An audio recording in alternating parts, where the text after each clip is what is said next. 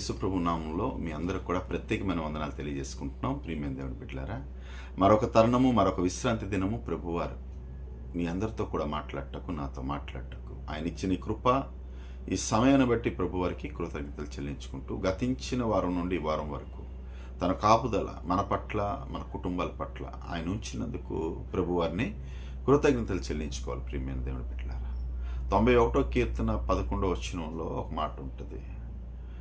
నువ్వు వెళ్ళు మార్గం అంతట్లో కూడా నిన్ను కాపాడుటకు తన దూతల్ని ఆజ్ఞాపించి అన్నాడు. ఎంత గొప్ప మాట అది! ప్రభువారిని మనం వేడుకొని, ప్రభువారిని మనం ప్రార్థన చేసి, మనం వెళ్తున్న ప్రయాణంలో కావచ్చు, మనం వెళ్తున్న ప్రాంతంలో కావచ్చు, మనం వెళ్తున్న పనిలో కావచ్చు, మనం ముందుకు వెళ్ళినప్పుడు తన రక్షణ మన పట్ల ఉంటుంది. తన దూతలను ఆజ్ఞాపిస్తాడట, వారు మనకి రక్షించేవారుగా ఉంటారు. ఎంత గొప్ప ధన్యత ప్రియమైన దేవుడు బిడ్డలారా!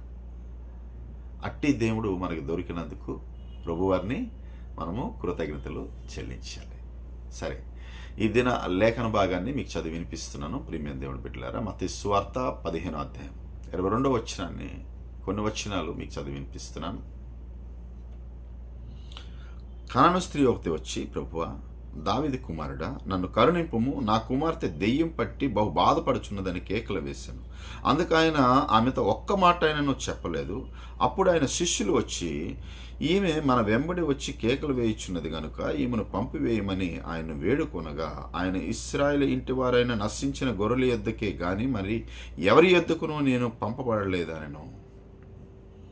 అనేక మార్లు ప్రియమైన దేవుని బిడ్డలారా, ఈ లేఖనము భాగము చదివి ఉంటాం, వినే ఉంటాం కూడా. మంచిదే. ప్రభువారు ఈ దినం ఏటి మాట్లాడబోతున్నారో ఈ లేఖనం ద్వారా ఈ దినం మాట్లాడుకుందాం. ఇక్కడ చూస్తే ప్రభువారు తూరు సింధూన్ అనే ప్రాంతానికి వెళ్ళారు. ఆ ప్రాంతంలో కనాను స్త్రీ వచ్చింది. ఆమె కుమార్తెకు దెయ్యం పట్టి ఉన్నదని ఇక్కడ లేఖన భాగము రాసిపెట్టి ఉన్నది. ఆమె బిగ్గరగా అరుస్తుందంట, దావీదు కుమారుడా, నన్ను కరుణింపుము, నా కుమార్తెకు దెయ్యం పట్టి ఉన్నది, మీరు రక్షించండి అని ప్రభువారిని వేడుకుంటుంటే, ప్రభువారంట ఒక్క మాటైనను పలకలేదు. ఆయన మాట సెలవిస్తే చాలు ఆ దినాల్లో స్వస్థత పొందుకున్నవారు చాలామంది ఉన్నారు. అయితే తన శిష్యులు కూడా చెప్తున్నారంట, ప్రభువా, ఆమె మన వెంబడి వచ్చి కేకలు వేస్తుంది, ఆమెను ఆశీర్వదించి పంపించేయండి ప్రభువా, మీరు మాట సెలవిస్తే స్వస్థత కలుగుతుంది కదా అని శిష్యులు కూడా ప్రభువారిని చెప్తున్నారు. అయితే ఆయన ఒక మాట పలుకుతున్నారు, ఇశ్రాయేల్లో నశించిన గొర్రెల యొద్దకే నేను వచ్చాను కానీ నేను ఇంకెవరి కోసం రాలేదు. అయితే మనం ఇక్కడ చూసుకుంటే ప్రభువారు అంత కఠినంగా ఉంటారా? ఈ వాక్య భాగాన్ని చూస్తే అనేక మార్లు విమర్శన కూడా వస్తుంది. విమర్శ దేవుడా మన దేవుడు? క్రైస్తవుల కోసం వచ్చారా, లేదా ఇశ్రాయేలు కోసం వచ్చారా, లేదా తను నమ్ముకున్న వారి కోసం వచ్చారా అని అనిపిస్తుంది ప్రియమైన దేవుని బిడ్డలారా. కానీ వాక్యాన్ని మనం సరిగ్గా ధ్యానించాలి. ఎందు నిమిత్తం ప్రభువారు ఆ మాట పలికేరు అనేది మనం సరిగ్గా ఆలోచించి ప్రభువారిని అడిగితే ఆ మాట మనకు అర్థమవుతుంది. ఆ దినాల్లో ప్రభువారి దగ్గరికి అనేక జనం వచ్చారు. ఎందుకు వచ్చారంటే స్వస్థత కొరకు వచ్చారంట. ఎవరికి ఎక్కడ ఏ ఒక్క స్వస్థత దొరకపోయినప్పుడు అన్ని చోట్ల తిరిగి, రక్తస్రావం స్త్రీలాగా మనం ఆమె విషయంలో కూడా చూస్తే అలాగే ఉంటుంది. అనేక వైద్యుల దగ్గరికి వెళ్ళింది, అనేక ప్రాంతాలకు వెళ్ళింది, తనకున్న ధనమంతా కూడా ఖర్చు పెట్టింది. చివరికి ఏ ఆప్షన్ లేనప్పుడు, చివరికి ఏ మార్గం లేనప్పుడు ఎవరో చెప్పారు, యేసు ప్రభు వారి దగ్గరికి వెళ్ళు, ఆయన దగ్గరికి వెళ్తే స్వస్థత కలుగుతుంది. ఆ యొక్క మాట మీద మరి దేని మీద కూడా ఆశ లేక ఆమె అక్కడికి వచ్చింది. అలాగే అనేక జనులు వచ్చారు. అయితే ఈమె నిమిత్తం ఎందుకు ప్రభువారు అంత కఠినంగా ఉన్నాడు అనుకుంటే, కొన్ని విషయాలు అక్కడ ఉంటాయి ప్రియమైన దేవుని బిడ్డలారా. మీరు ఆదికాండానికి వెళ్తే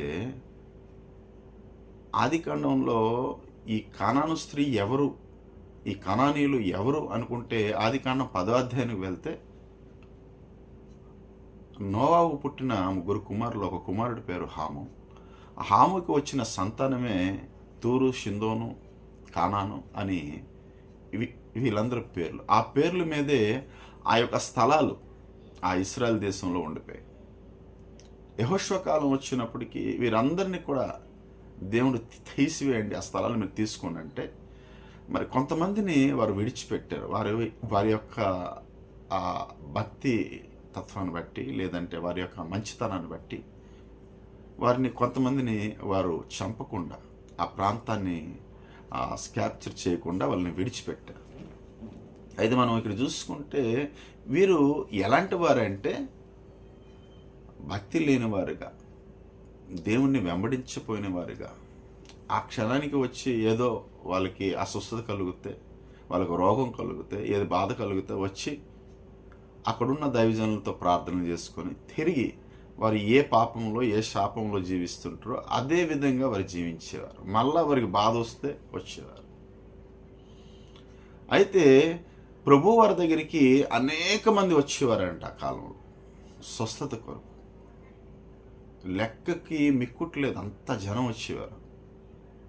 ఆయన ఏ ప్రాంతానికి వెళ్తే ఆ ప్రాంతంలో జనాలు వచ్చేవారు. ఎందుకు?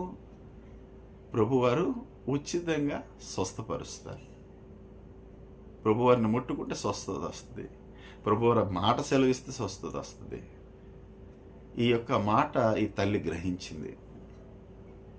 ఈ తల్లి గ్రహించి ఒక్కసారి యేసు ప్రభు వారి దగ్గరికి వెళ్ళి నేను వేడుకుంటాను. ఎందుకంటే నేను అనేక సంవత్సరాలుగా నా బిడ్డకి ఈ పరిస్థితి ఉంది, ఎవరి ద్వారా స్వస్థత పొందలేదు. యేసు ప్రభు వారి దగ్గరికే నేను వెళ్ళాలి, ఆయనే నిజమైన దేవుడు అని ఆమె హృదయం ఉంది. ఆమెలో ఎంతవరకు నిలకడ ఉంది, ఎంతవరకు ఆమె విశ్వాసం కలిగి ఉంది అని ప్రభువారు ఆశిస్తున్నారు. ప్రియమైన దేవుని బిడ్డలారా, మన పట్ల కూడా ప్రభువారు అదే విధంగా ఆశిస్తారు. ఈ దినాల్లో మనం చూసుకుంటే క్రైస్తవులు అనబడేవారు అనేక మంది ఉన్నారు, విశ్వాసులు అనేవారు అనేక మంది ఉన్నారు. కానీ భక్తి కలిగి విశ్వాసంలో జీవించేవారు ఎంతమంది ఉన్నారు? ప్రతి ఒక్కరు కూడా బాప్తిసం తీసుకుంటున్నారు. ఎవరు ఏ స్వార్థం కొరకు, ఎవరు వివాహాల కొరకు తీసుకుంటున్నారు. కొంతమంది ఆ గృహంలో తన తల్లిని నమ్ముకుంటే, లేదా తన భార్యను నమ్ముకుంటే, తన సహోదరుని నమ్ముకుంటే బాప్తిసాలు తీసుకుంటున్నారు. ఎంతవరకు విశ్వాసం ఉంది? ప్రభువారు గొప్పవారు, ఆయన నిత్య జీవం గలవాడు, మనకి నిత్య జీవం ఇచ్చేవాడు. ఆయన ఎంతమంది అట్టి విశ్వాసం కలిగి తీసుకుంటున్నారు? ఈ దినము సువార్త చాటింపబడడం లేదు చాలా చోట్ల. చాలామందికి ప్రభువారు తెలియదు. అంటే కారణం, అనేక మంది క్రైస్తవులు ఉన్నారు, వాళ్ళు ఏమి లేదు, విశ్వాసం లేదు, నిలకడైన జీవితం లేదు. ఆ క్షణానికి వస్తారు, దేవుడు వాక్యం వింటారు, అయిపోయింది నా పని, డ్యూటీ చేసి వచ్చినట్టుగా వెళ్తాం, ఆ సమయాన్ని ఆడ గడిపిస్తాం, తిరిగి వచ్చి మన విచ్చలవిడి జీవితాన్ని జీవిస్తాం. ఈ దిన క్రైస్తత్వము అలాగే ఉంది ప్రియమైన దేవుని బిడ్డ. విశ్వాసమైన క్రైస్తత్వము లేదు. ఎలాంటి విశ్వాసం ఉండాలంటే ఆయన నాతో ఉంటాడు, ఆయన నాలో ఉంటాడు, ఆయన మార్గంలో నేను నడవాలి, ఆయన త్రోవలో నేను నడవాలి, ఆయన యొక్క చూపించిన మార్గమందు అనేక మందికి నేను నడిపించాలి అని క్రైస్తవ బిడ్డలకి ఆలోచన అయితే లేదు. అల్ప విశ్వాసులుగా ఉన్నారు చాలామంది. ప్రభువారు అందుకే అంటారు, శిష్యులను బట్టే, తన శిష్యులే, తన యందు నడుస్తున్న వారే వాళ్ళు విశ్వాసం లేకుండా జీవించారంట. అల్ప విశ్వాసులరా, ఎంతవరకు మీతో ఉంటాను, ఎంతవరకు మిమ్మల్ని సహిస్తాను అంటాడు ఆయన. ఈ దినము విశ్వాసం లేక చాలామంది ఉన్నారు ఆ యొక్క కానాను స్త్రీల. సరైన విశ్వాసం లేకుండా బాప్తీసాలు కూడా ఇచ్చేస్తున్నారు. అందుకే అనేక మంది నశించిపోతున్నారు. ఈ దినము సంఘాల్లో గలిబిల్లి, క్రైస్తత్వంలో గలిబిల్లి, సొసైటీల్లో గలిబిల్లి. ఎవరు కూడా దేవుడు భయము, దేవుడు భక్తి, దేవుడు ఉంటాడు, దేవుడు వింటాడు అనే ఆలోచన, జ్ఞానం లేకుండా ఒకరు తిట్టుకుంటూ, ఒకరు కొట్టుకుంటూ, ఒకరి మీద ఒకరు మాట్లాడుకుంటూ, అసూయలు కలిగి, ద్వేషాలు కలిగి క్రైస్తవ బిడ్డలే, ప్రియమైన బిడ్డలారా, జీవిస్తున్నారు. ఇది ఎంతవరకు సాధ్యమంటే వాళ్ళ సరైన వాక్యము లేదు, సరైన వేరు లేదు. వాళ్ళు స్థిరపడకుండా, విశ్వాసంలో స్థిరపడకుండా, వాక్యంలో స్థిరపడకుండా, ప్రభువారు ఎవరో స్వచ్ఛంగా వాళ్ళకి తెలియకుండా వారికి బాప్తీసాలు ఇచ్చేసి వారికి క్రైస్తత్వం లేదో నడిపించేస్తాం అనుకొని వారి జీవితాన్ని వారు కోల్పోతున్నారు. ప్రియమైన దేవుని బిడ్డలారా, ప్రభు కార్యాలు మాకు చేయడం లేదు, ప్రభువారు మాకు అద్భుతాలు చేయడం లేదు, మా జీవితాలు ఇలాగ ఉన్నాయి, మా బ్రతుకులు ఇలాగ ఉన్నాయని ఈ దినం అనేక మంది క్రైస్తవులు ఏడుస్తున్నారు. అంటే వాళ్ళు స్థిరమైన వాక్యము లేదు, వాక్యాన్ని వారు గ్రహించలేకపోతున్నారు. ఒక మాట మనం తెలుసుకుంటే, ప్రియమైన దేవుడి బిడ్డలారా, నయమాను కుష్ఠరోగి కోసం మనం కొన్ని మాటలు మనం తెలుసుకుంటే, ఆయనకి కుష్ఠరోగం ఉన్నప్పుడు ఒక చిన్నది చెప్పినప్పుడు ఇశ్రాయేల్ దేశానికి ఆయన వచ్చాడు. సిరియా దేశం నుండి దైవజనుడి దగ్గరికి వచ్చాడు, ఎలీషా దగ్గరికి, స్వస్థత పొందుకున్నాడు. నమ్మకం మీద వచ్చాడు. మాత్రం ఆ నమ్మకం ఎలాంటిదంటే దేవుని యందు భయభక్తులు కలిగే నమ్మకం కాదు. అక్కడ వెళ్తే నాకు స్వస్థత కలుగుతుంది, ఒక వైద్యుడి దగ్గరికి వచ్చినట్టుగా ఆయన వచ్చాడు. స్వస్థత పొందుకున్నాడు, మంచిదే. ఒక మాట అక్కడ పలుకుతాడు, దైవజనుడికి కొంత గిఫ్ట్ ఇస్తానంటాడు. దైవజనుడు ఆయన యొక్క మనస్తత్వాన్ని ఎరిగి అది పొందుకోడు, నాకు వద్దంటాడు, నీ ధనం నీ దగ్గర ఉంచుకో. ఎందుకంటాడంటే ఈయన స్వస్థత పొందుకున్న తర్వాత నేను ప్రభు కోసం బలిపీఠాలు కడతాను, దాన బలి చేస్తాను అన్నీ చెప్తాడు. కానీ 2 కంచెరగాడిదల మన్ను, ఇశ్రాయేలు మన్ను నాకు మా ప్రాంతానికి తీసుకువెళ్తాను. ఒకవేళ నేను రిమ్మోను గుడికి వెళ్ళి నేను ప్రార్థన చేసి తిరిగి వచ్చి తప్పు చేస్తే, తిరిగి నాకు అలాంటి వ్యాధులు ఏవైనా వస్తే నేను ఆ మన్నుని నమస్కరిస్తాను. ఆయన ఆలోచన ఏ విధంగా ఉందో చూడండి.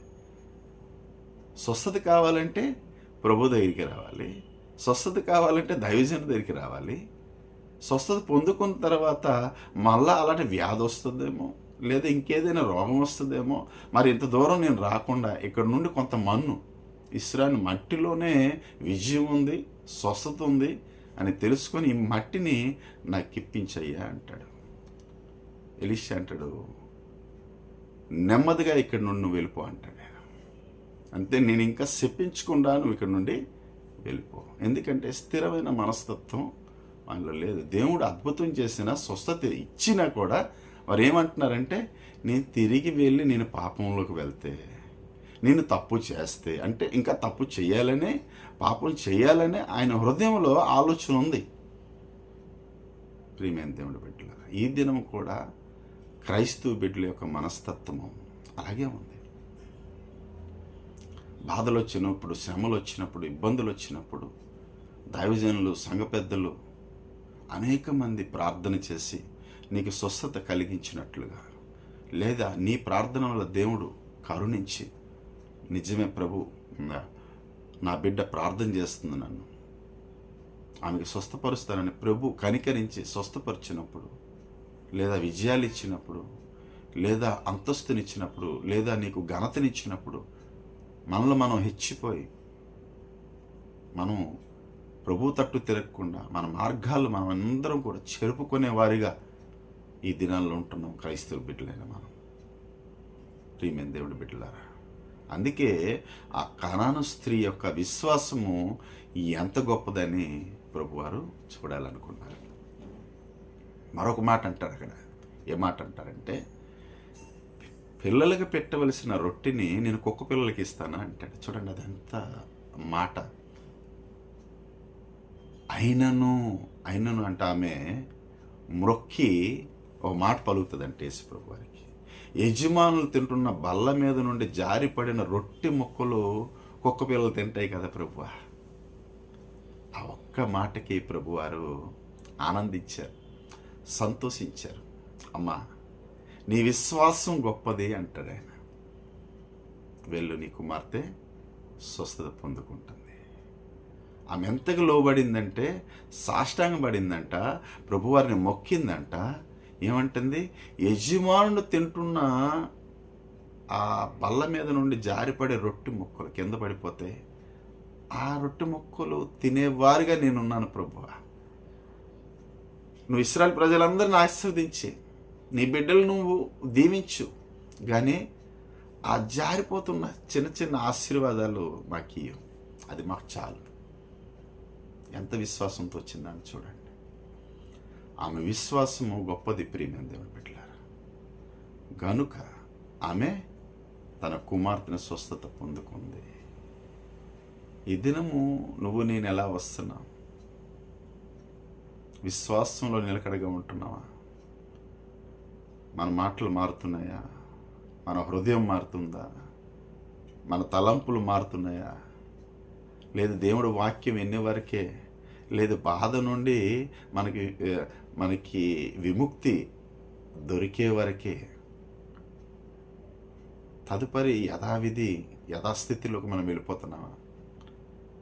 ప్రియమైన దేవుడి బిడ్డలారా, ప్రభువు నన్ను కాపాడాడు పాప జీవితం నుండి, శాప జీవితం నుండి, లోకమైన జీవితం నుండి నన్ను తప్పించి, నన్ను ప్రభువారు పరిశుద్ధులుగా మార్చి,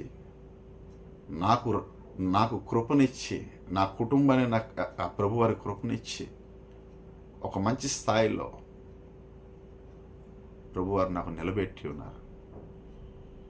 నేను ఎప్పుడు కూడా విశ్వాసాన్ని నేను కోల్పోను. ఎప్పుడు నా విశ్వాసంలో నిలకడగా ఉంటాను.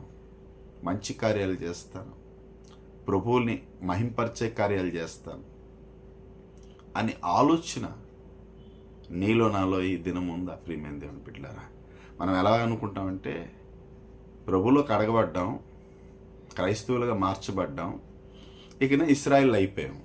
అది ఆలోచన మనలో ఉంటుంది. అనేక మందికి అదే ఆలోచన. ఇశ్రాయేల్తో సరి చూసుకుంటారు క్రైస్తవ బిడ్డలు. వారు వాగ్దాన పుత్రులు. ప్రియమైన దేవుని బిడ్డలారా, ఈ దినము క్రైస్తవులు ఎలా ఉన్నారంటే ఇతరులను వెంబడించేవారుగా ఉన్నారు, ఇతర దేశాలను వెంబడించేవారుగా ఉన్నారు. వారి యొక్క డ్రెస్ సెన్స్ కావచ్చు, వారి యొక్క మాటలు కావచ్చు, వారి యొక్క తీరు కావచ్చు, వారి యొక్క అలవాట్లు కావచ్చు, అనేక దేశాలని వెంబడిస్తూ జీవిస్తున్నారు. అలా ఉంటున్నారు, మేము ఇలాగ ఉంటాం. ప్రియమైన దేవుని బిడ్డలారా, ఎవరిని చూడకూడదు. నీ విశ్వాసం ఎలాగుందో, మొదటి ఏ స్థితిలో ఉంటువో, ఆ పౌలు అంటాడు, ఏ స్థితిలో రక్షించబడ్డావో అదే స్థితిలో ఉండు చివరి వరకు. ఇశ్రాయేలుకి ఆశీర్వాదం ఉందంటే వారు వాగ్దాన పుత్రులు. వారంట పెరటి ఒలీవ చెట్లు అంట, మనము అడవి ఒలీవ చెట్లు. మనని అక్కడి నుండి తీసి వీరితో జట్టు కట్టాడు ప్రభువారు. గనుక మనం దీవింపబడ్డాం, లేకపోతే మనం దీవింపబడలేం. వారి యొక్క ఆశీర్వాదాన్ని, వారికి ఇవ్వవలసిన కృపని మనకి కూడా ఆయన ఇచ్చాడు. ఎందు నిమిత్తం అంటే నువ్వు విశ్వాసించి ఈ కనాను స్త్రీలా నువ్వు వచ్చావు కనుక నువ్వు ఈ దినంలో ఇంత స్థాయిలో ఉన్నావు, ఇంత అభివృద్ధిలో ఉన్నావు. ఈ దినము దేవుడిలో నువ్వు అద్భుతాలు చూస్తున్నావంటే మన గొప్పతనం అయితే ఇది కాదు. ప్రియమైన దేవుని బిడ్డలారా, దేవుడు కరుణించి ఆ యజమానుడు తింటున్న బల్ల మీద నుండి ఆ రొట్టె ముక్కలు జారిపడిన ఆశీర్వాదాలు లాంటివి మన ఆశీర్వాదాలు. మనం అతిశయించడానికో మనం హెచ్చించడానికో ఏమి లేదు. ఇదేనో నా పరలోకం ఉంది, నిత్య జీవం ఉంది. ఇశ్రాయేలును ఒకసారి మనం వాగ్దానం చేయబడ్డాం, ఒకసారిగా ప్రభువారు మనకి తీసుకొని వెళ్ళిపోతారంటే అది యుక్తం కాదు. ప్రియమైన దేవుని బిడ్డలారా, నువ్వు చివరి వరకు విశ్వాస జీవితంలో జీవించుకుంటే, ఆయన కోసం నువ్వు జీవించుకుంటే, అప్పుడు నువ్వు ఎత్తబడతావు. అట్టి విశ్వాసము నీలో నాలో ఉందా? ఆ కనాను స్త్రీకి ఉన్నట్లుగా ఆమె లోబడి మొక్కి ప్రభువారిని వేడుకుంది కనుక ప్రభువారు అంటారు, నీ విశ్వాసము గొప్పది, వెళ్ళు తల్లి, నువ్వు స్వస్థత పొందుకున్నావు, నీ కుమార్తెకు స్వస్థత కలుగుతుంది అంటాడు. ఎందు నిమిత్తం ఆ మాట అన్నాడంటే, ఆమెల విశ్వాసాన్ని నిలకడ చూశాడు, ఎంతవరకు ఆమె విశ్వాసం ఉంది. అందుకే ఆయన పట్టించుకోలేదు, అందుకే ఆయన తిరిగి మాట్లాడలేదు, అందుకే ఆయన ఆ బిడ్డని కుక్కలతో పోల్చాడు. ప్రియమైన దేవుడి బిడ్డలారా, ఇశ్రాయేలు కొరకే నేను వచ్చానని అందుకే ఆ మాట చెప్పాడు. ఆ మాటని మనం వేరేలాగా అనుకోకుండా వాక్యాన్ని మనం ధ్యానిస్తే ఈ యొక్క సత్య మార్గం అనేది మనకి బయలుపరచబడుతుంది. ఆమెకి ఎందుకు ఇన్ని మాటలు ప్రభువారు అన్నారంటే, నీలో విశ్వాసం ఎంతకు ఉంది, ఎంతకి నువ్వు విశ్వాసిస్తున్నావు నా పైన, ఎంత విశ్వాసం ఇచ్చి నా దగ్గరికి వచ్చావు. లేదా నేను వెంటనే చెప్పొచ్చు, నీ కుమార్తె స్వస్థత పొందుతుంది పో. కానీ ప్రియమైన దేవుని బిడ్డలారా, ఆమెలో విశ్వాసం ఉండదు.